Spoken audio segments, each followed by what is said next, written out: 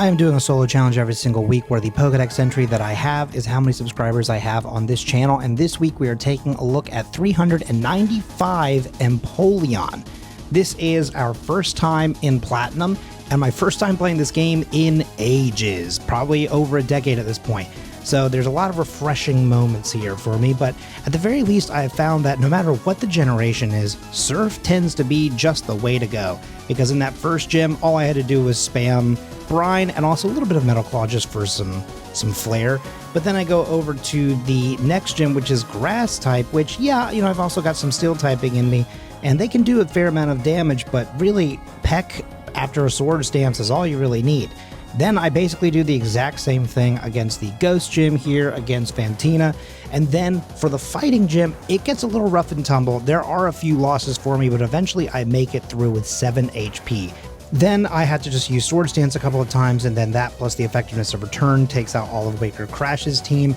Byron is pretty much just spam Surf. It actually carries you through that, and also through all of Candace's team, with the exception of Abomasnow. For that, I also just use Return.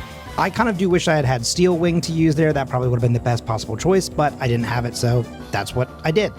Then up next, we have the Electric Gym. Return plus 1 Cherry Berry for the setup helps me get through all of these team members, and therefore we get to move on to the Elite Four. I did accidentally not record this, so I had to go back a second time.